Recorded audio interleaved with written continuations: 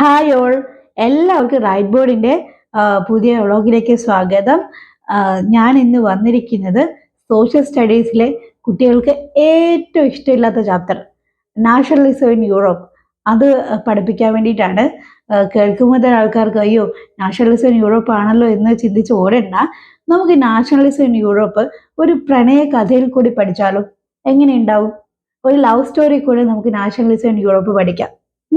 ഇപ്പം ഞാനൊരു പെൺകുട്ടിയുടെ കഥ പറയാം. ആ പെൺകുട്ടിക്ക് നിങ്ങൾ യൂറോപ്പ എന്നുള്ള പേര് സങ്കല്പിച്ചോളൂ. യൂറോപ്പ എന്ന് പറയുന്നത് വളരെ സുന്ദരിയായിട്ടുള്ളൊരു പെൺകുട്ടിയാണ്. അവളുടെ ഗ്രാമം എന്ന് പറയുന്നത്, അല്ലെങ്കിൽ അവൾ ജീവിക്കുന്ന സ്ഥലം എന്ന് പറയുന്നത് വളരെ പച്ചപ്പൊക്കെയുള്ള, നിറയെ വയലുകളൊക്കെയുള്ള, കുന്നും മലയും പുഴകളും ഒക്കെയുള്ള വളരെ മനോഹരമായിട്ടുള്ള സ്ഥലമാണ്. മഞ്ഞൊക്കെ വീഴുന്ന സുന്ദരമായിട്ടുള്ള സ്ഥലത്താണ് യൂറോപ്പ ജീവിച്ചിരുന്നത്. പക്ഷേ യൂറോപ്പയുടെ കുടുംബം എന്ന് പറയുന്നത് വളരെ ഷാറ്റേഡ് ആയിരുന്നു. അവരുടെ ബന്ധുക്കൾ തമ്മിൽ അടി, അവരുടെ നെയ്ബേഴ്സ് തമ്മിൽ അടി, അങ്ങനെ എല്ലാ രീതിയിലും കുടുംബ ബന്ധം ഇങ്ങനെ ശിഥിലമായിട്ടിരിക്കുന്ന അവസ്ഥയായിരുന്നു യൂറോപ്പയ്ക്ക് ഉണ്ടായിരുന്നത്. അപ്പോൾ അങ്ങനെ ഒരു സ്കാറ്റേഡ് ഫാമിലി ആയതുകൊണ്ട് തന്നെ യൂറോപ്പ എപ്പോഴും സാഡായിരുന്നു.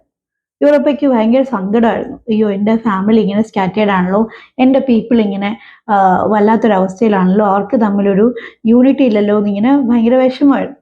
അപ്പോൾ അങ്ങനെ ഇരിക്കുമ്പോഴാണ് യൂറോപ്പയുടെ ബ്രദർ ഉണ്ട്.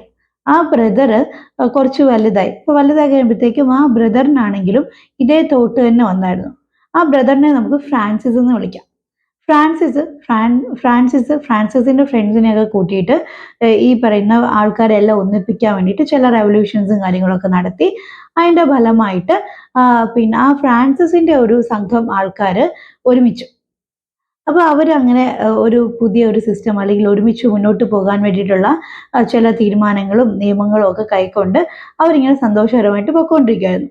അപ്പോൾ അങ്ങനെ പൊയ്ക്കൊണ്ടിരുന്നപ്പോഴത്തേക്കും ആ കൂട്ടത്തിൽ ഫ്രാൻസിസിന്റെ ഒരു വളരെ അടുത്ത ചങ്ങാതിയുണ്ട്.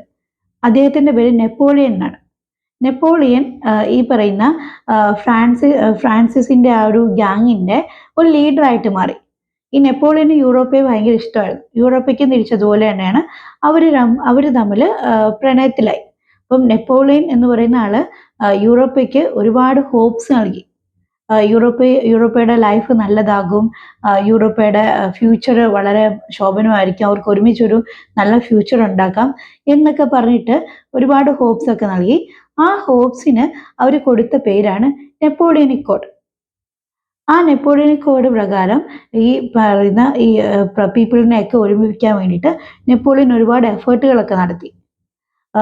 പിന്നെ അന്നത്തെ കാലത്ത് കുറേ രാജാക്കന്മാരൊക്കെ ഉണ്ടായിരുന്നു. ഈ രാജാക്കന്മാരൊക്കെ സാധാരണക്കാരായിട്ടുള്ള ജനങ്ങളെ ഭയങ്കര വിഷമിപ്പിക്കുകയൊക്കെ ചെയ്യുന്നുണ്ടായിരുന്നു. അപ്പം ഈ സാധാരണക്കാരായിട്ടുള്ള ജനങ്ങളെ ഒരുമിച്ച് നിർത്തിയാൽ തന്നെ പകുതി പ്രശ്നങ്ങൾ തീരുമെന്ന് നെപ്പോളിയന് തോന്നി. അങ്ങനെ യൂറോപ്പയും നെപ്പോളിയനും കൂടെ നെപ്പോളിയനിക് കോഡ് വഴിയിട്ട് സ്ലേവറി, അതുപോലെ തന്നെ സർഫിടം, അങ്ങനെയുള്ള കാര്യങ്ങളൊക്കെ അബോളിഷ് ചെയ്തു. പിന്നെ അതുപോലെ ഈ രാജാക്കന്മാർക്കും പ്രഭുക്കന്മാർക്കും ഒക്കെ ബർത്ത് വഴി കിട്ടിയിട്ടുള്ള ചില പ്രിവിലേജുകളൊക്കെ എടുത്തു കളഞ്ഞു. റോഡ്, പിന്നെ കമ്മ്യൂണിക്കേഷൻ സിസ്റ്റം, അതെല്ലാം വളരെ അടിപൊളിയാക്കി. പിന്നെ വെയിങ് മെഷേഴ്സ്, കോമൺ കറൻസി, അങ്ങനെയുള്ള ഒരുപാട് കാര്യങ്ങൾ കൊണ്ടുവന്നിട്ട് യൂറോപ്പയുടെ പീപ്പിളിനെ നെപ്പോളിയൻ എന്താണ് ഒരു പടി മുന്നിലോട്ട് എത്തിക്കാനുള്ള ശ്രമങ്ങൾ നടത്തി. യൂറോപ്പയ്ക്കും ഭയങ്കര ഹാപ്പി. അവരിങ്ങനെ ഹാപ്പി ആയിട്ട് മുന്നോട്ട് പോകുമായിരുന്നു. പക്ഷെ അപ്പോഴാണ് ഈ പറയുന്ന എതിരാളികൾ യുദ്ധവുമായിട്ട് വരുന്നത്. ആ യുദ്ധത്തിന്റെ പേരാണ് വാട്ടർലൂ യുദ്ധം. വാട്ടർലൂ യുദ്ധത്തിൽ എന്താ പറയുക, ദൗർഭാഗ്യവശാൽ നെപ്പോളിയൻ മരിച്ചുപോയി. അതോടുകൂടിയിട്ട് വീണ്ടും യൂറോപ്പയുടെ അവസ്ഥ എന്തുവായി? പഴയതിനെക്കാട്ടി മോശമായി. ഈ എതിരാളികളായിട്ടുള്ള രാജാക്കന്മാർ, കുറേ രാജാക്കന്മാരുണ്ട്. യൂറോപ്പ്, ജർമ്മനി, ഇറ്റലി എന്നൊക്കെ പറഞ്ഞിട്ട് കുറേ രാജാക്കന്മാരുണ്ട്. സൂപ്പർ പവേഴ്സ് എന്നാണ് പറയുന്നത്. ആ രാജാക്കന്മാർ എന്ത് ചെയ്തു? അവര് ഈ നെപ്പോളിയൻ എന്തൊക്കെ മാറ്റങ്ങൾ കൊണ്ടുവന്നോ അതിനെല്ലാം അവർ തിരിച്ചു കൊണ്ടുവന്നു. ആ രാജാക്കന്മാരെ പറയുന്ന പേര് കൺസർവേറ്റീവ്സ് എന്നാണ്. എന്തൊക്കെ മാറ്റങ്ങളാണോ റെവല്യൂഷൻ വഴി കൊണ്ടുവന്നത് അതെല്ലാം അവർ തിരികെ കൊണ്ടുവരാൻ ശ്രമിച്ചു. അത് പ്രകാരം വീണ്ടും ബർബോൺ ഡൈനാസ്റ്റി അധികാരത്തിൽ വന്നു. ഈ ജനങ്ങൾ ഒരുമിച്ച് നിന്നിരുന്ന നാഷണലിസം എന്ന് പറയുന്ന കാര്യം അതെല്ലാം അങ്ങ് ഇല്ലാതെയാക്കി. അങ്ങനെ വീണ്ടും യൂറോപ്പയുടെ അവസ്ഥ മോശമായിട്ട് പൊയ്ക്കൊണ്ടിരിക്കുകയായിരുന്നു. യൂറോപ്പയ്ക്ക് ആകപ്പാടെ വിഷമായി. യൂറോപ്പ് എന്ത് ചെയ്തു? വീട്ടിൽ നിന്ന് ഇറങ്ങി നടന്ന് യൂറോപ്പ് ഗ്രാമങ്ങളിൽ കൂടെ, അവളുടെ ഗ്രാമങ്ങളിൽ കൂടെ ഇങ്ങനെ സഞ്ചരിക്കാൻ തുടങ്ങി. അപ്പോൾ അങ്ങനെ ഒന്നാമത് നെപ്പോളിയന്റെ മരണം ഭയങ്കരമായിട്ട് വേദനിപ്പിച്ചു. പിന്നെ അതുപോലെ തന്നെ വീണ്ടും നെപ്പോളിയൻ ഇല്ലാതാക്കിയ കാര്യങ്ങളെയൊക്കെ തിരിച്ചു കൊണ്ടുവന്നു. അതൊക്കെ യൂറോപ്പയെ ഒരുപാട് സങ്കടത്തിലാക്കി. യൂറോപ്പയുടെ കൂടെയുള്ള ആൾക്കാർ, യൂറോപ്പയുടെ ജനങ്ങള് വീണ്ടും പട്ടിണിയിലും പരിവട്ടത്തിലും ഒക്കെ ആയി. ആർക്കും ഭക്ഷണം കഴിക്കാനോ ഒന്നും ഇല്ലാത്ത അവസ്ഥയായി. ഇതെല്ലാം യൂറോപ്പയെ ഭയങ്കരമായിട്ട് വിഷമിപ്പിച്ചിട്ട് യൂറോപ്പ ഇറങ്ങി ഗ്രാമങ്ങളിൽ കൂടെയൊക്കെ നടന്നപ്പോഴത്തേക്കും അവൾക്ക് ഒരു കാര്യം മനസ്സിലായി. നെപ്പോളിയൻ ഉപേക്ഷിച്ചിട്ട് പോയി, അല്ലെങ്കിൽ നെപ്പോളിയൻ ജനങ്ങൾക്ക് പകർന്നു നൽകിയ ആ ഒരു ഹോപ്പ് അല്ലെങ്കിൽ ആ ഒരു സ്പാർക്ക് അപ്പോഴും അവിടെയുണ്ട്. അങ്ങനെ നടന്ന് യൂറോപ്പ് അവസാനം ഒരു റൊമാൻഡ എന്ന് പറഞ്ഞൊരാളിനെ പരിചയപ്പെട്ടു. റൊമാൻഡ എന്ന് പറയുന്നത് വളരെ നല്ലൊരു വ്യക്തിയാണ്. അദ്ദേഹം നെപ്പോളിയന്റെ പോലെ അല്ല. നെപ്പോളിയൻ എന്തെങ്കിലും കാര്യം സാധിക്കണം എന്നുണ്ടെങ്കിൽ യുദ്ധത്തിനാണ് പ്രാധാന്യം നൽകിയത്. പക്ഷെ റൊമാൻഡ അങ്ങനല്ല. റൊമാൻഡ ഒരു കലാകാരനാണ്. അദ്ദേഹം സോങ്സിൽ കൂടെയും എഴുത്തുകളിൽ കൂടെയും ഡാൻസിൽ കൂടെയും ഒക്കെ ജനങ്ങളെ ഇൻസ്പയർ ചെയ്യാൻ ശ്രമിക്കുമായിരുന്നു. പിന്നെ റൊമാൻഡയുടെ ശ്രമഫലമായിട്ട് ജനങ്ങളുടെ ഉള്ളിൽ വീണ്ടും ഒരുമിച്ച് നിൽക്കണം എന്ന് പറയുന്ന ഫീലിംഗ് ശക്തമായി. റൊമാൻഡയും യൂറോപ്പയും തമ്മിൽ പതുക്കെ ഇഷ്ടത്തിലായി. അവസാനം അവർ രണ്ടുപേരും കല്യാണം കഴിക്കും. അവരുടെ കുട്ടികളാണ് ഇറ്റലിയും ജർമ്മനി. ഇറ്റലി ആണെങ്കിൽ ഇതുപോലെ തന്നെ ഇറ്റലിയുടെ അവസ്ഥയാണെങ്കിലും ഇറ്റലിയുടെ കൂടെയുള്ള ആൾക്കാരാണെങ്കിലും കഷ്ടത്തിലൊക്കെ ആയിരുന്നു. അപ്പൊ ഇറ്റലി ആണെങ്കിലും ജർമ്മനി ആണെങ്കിലും തീരുമാനിക്കും, ഇങ്ങനെ പോയാൽ പറ്റത്തില്ല, നമ്മുടെ അമ്മയുടെ കൂട്ടത്തിലുള്ള ആൾക്കാരെ എല്ലാം ഒരുമിച്ച് വരുത്തേണ്ട നമ്മുടെ ആവശ്യമാണ്. സോ നമ്മൾ അതിന് വേണ്ടിയിട്ട് ഇറങ്ങി പുറപ്പെടും എന്ന് തീരുമാനിച്ചിട്ട് ഇറ്റലിയുടെ ഫ്രണ്ട്സ് ആയിട്ട് വരുന്നത് ഗെസ്പെ ഗരിബാൾഡി ഉണ്ട്, ഗെസ്പെ മസിനി ഉണ്ട്, പിന്നെ കേവിയർ. ഈ 3 പേരുണ്ട്. ഈ 3 പേരും കൂടെ ചേർന്നിട്ട് ഇറ്റലിനെ യൂണിഫൈഡ് ആക്കും. അങ്ങനെ ഇറ്റലി ഇറ്റലി ഒരു ഫ്രാഗ്മെന്റഡ് ആയി കിടന്നതിൽ നിന്നും മാറി ഇറ്റലി ഒരു പുതിയ രാജ്യമായിട്ട്, അല്ലെങ്കിൽ ഒരു പുതിയൊരു പിന്നെ എംപറർ ആയിട്ട് മാറി, രാജാവായിട്ട് മാറി. ജർമ്മനിയുടെ കാര്യം അതുപോലെ തന്നെ. ജർമ്മനിയിൽ പക്ഷെ കുറച്ചും കൂടെ യുദ്ധങ്ങളൊക്കെ വേണ്ടി വന്നിട്ടുണ്ട്. ഒരു 7 വർഷത്തോളം നീണ്ട 3 യുദ്ധങ്ങളൊക്കെ നടത്തി ജർമ്മനിയുടെ ഫ്രണ്ട് ആയിട്ടുള്ള ഓട്ടോ ആൻഡ് ബിസ്മാർക്കാണ് ജർമ്മനിയെ യൂണിഫൈഡ് ആക്കുന്നത്.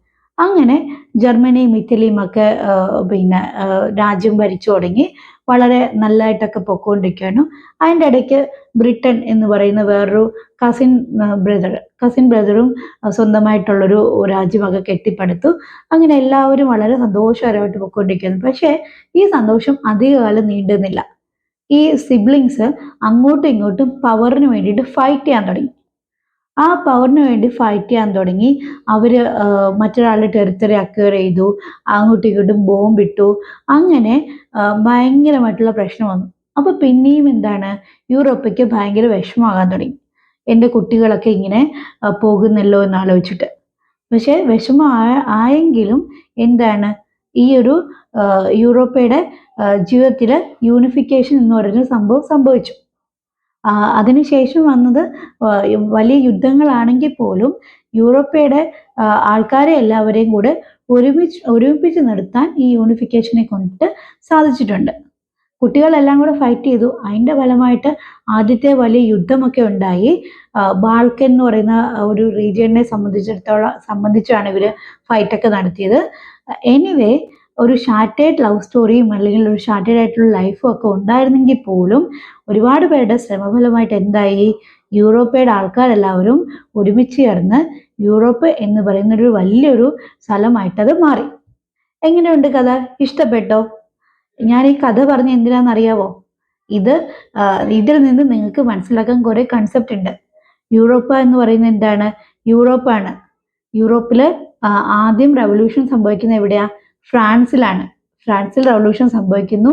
അതിനുശേഷം ഫ്രാൻസിലേക്ക് വരുന്ന ആളാണ് നെപ്പോളിയൻ ബോണപ്പാർട്ട് കൊണ്ടുവന്ന കാര്യങ്ങളാണ് സിവിൽ കോഡ്, നെപ്പോളിയനിക് കോഡിന്റെ ഫലമായിട്ടാണ് സ്ലേവറിയും ഒക്കെ അബോളിഷ് ചെയ്യുന്നത്. അതുപോലെ തന്നെ ബർത്ത് പ്രിവിലേജുകളൊക്കെ എടുത്തു മാറ്റാൻ നെപ്പോളിയൻ സിവിൽ കോഡിലാണ്. നെപ്പോളിയന്റെ മരണശേഷമാണ് കൺസർവേറ്റിസം എന്ന് പറയുന്ന കൺസെപ്റ്റ് വരുന്നത്. കൺസർവേറ്റിസം എന്ന് പറയുന്നത് എന്തൊക്കെ നെപ്പോളിയൻ കൊണ്ടുവന്നോ അതെല്ലാം തിരികെ കൊണ്ടുവരാനുള്ള ശ്രമങ്ങളായിരുന്നു. ഈ കൺസർവേറ്റിസം എന്ന് പറയുന്ന കാര്യത്തിനെതിരായിട്ടാണ് വീണ്ടും വളരെ ശക്തമായിട്ടുള്ള റെവല്യൂഷൻസ് വരുന്നത്. ആ റെവല്യൂഷൻ എന്ന് പറയുമ്പോൾ ഓർക്കേണ്ട ഏറ്റവും വലിയൊരു പേരാണ് ഗെസിപ്പെ മസിനി.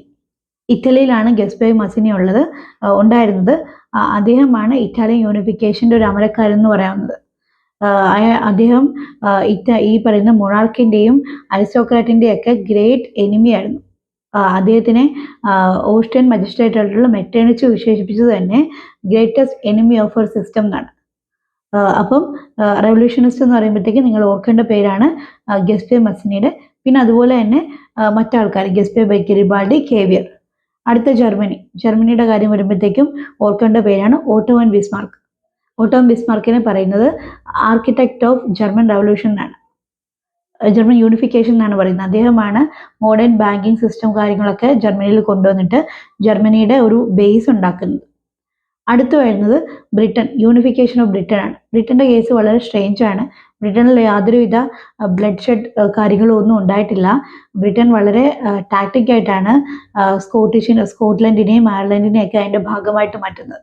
ഇതിന്റെ ഇടയ്ക്ക് വേറെ റെവല്യൂഷൻ നടക്കുന്നുണ്ട്. ഗ്രീസ് സ്വതന്ത്രമായി. ഗ്രീക്കിൽ സ്വാതന്ത്ര്യം കൊണ്ടുവന്ന ട്രീറ്റിയാണ് ട്രീറ്റി ഓഫ് കോൺസ്റ്റാന്റിനോപ്പിൾ എന്ന് പറയുന്നത്.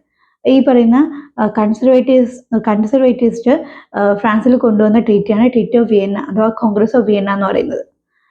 അത് ഈ യൂണിഫിക്കേഷൻ എല്ലാം കഴിഞ്ഞു. യൂണിഫിക്കേഷൻ പ്രോസസ്സ് എല്ലാം കഴിഞ്ഞതിന് ശേഷം വരുന്ന സംഭവമാണ് നാഷണലിസം ഇമ്പീരിയലിസമായിട്ട് മാറുന്നത്. ഇതിൻ്റെ ഇടയ്ക്ക് റൊമാൻറ്റിസിസം കൊണ്ട് മാറ്റങ്ങൾ വരുന്ന രാജ്യങ്ങളാണ് പോളണ്ടൊക്കെ. പോളണ്ടിൽ ലാംഗ്വേജ് ആണ് ഒരു പവർഫുൾ സിമ്പിളായിട്ട് മാറുന്നത്. അന്നത്തെ കാലത്ത് സയൻസിനെക്കാട്ടിലുമൊക്കെ ജനങ്ങളെ ഇൻഫ്ലുവൻസ് ചെയ്യാൻ സാധിച്ചത് റൊമാൻറ്റിസിസം അഥവാ കൾച്ചർ, സംസ്കാരങ്ങൾ കൊണ്ട്, ലാംഗ്വേജ്, ഫോക്ലോർ തുടങ്ങിയ കാര്യങ്ങൾ കൊണ്ടിട്ട് ഉള്ള മാറ്റങ്ങളാണ് ഏറ്റവും കൂടുതലായിട്ട് ഉണ്ടായിരുന്നത്. നാഷണലിസം പിന്നീട് ഇമ്പീരിയലിസമായിട്ട് മാറി. ബാൾക്കൻ എന്ന് പറയുന്ന സ്ഥലം എന്താണ്, ഒരു ടെൻഷൻ സോണായിട്ട് മാറി.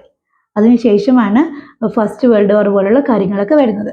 അപ്പം ഈ ഒരു കഥയിൽ കൂടി നിങ്ങൾക്ക് നാഷണലിസം ഇൻ യൂറോപ്പ് എന്ന് പറയുന്ന ചാപ്റ്റർ ഏകദേശം പിടികിട്ടിയെന്ന് തോന്നുന്നു. നമുക്ക് പതുക്കെ ഇതിൻ്റെ ഓരോരോ കൺസെപ്റ്റുകളായിട്ട് വരും ക്ലാസ്സുകളിൽ പഠിക്കാം. അപ്പോൾ ഈ വ്ലോഗ് ഇഷ്ടമായി എന്നുണ്ടെങ്കിൽ നിങ്ങൾ ലൈക്ക് ചെയ്യുക, സബ്സ്ക്രൈബ് ചെയ്യുക, അതുപോലെ തന്നെ നിങ്ങളുടെ കമൻറ്റുകളും അറിയിക്കാം.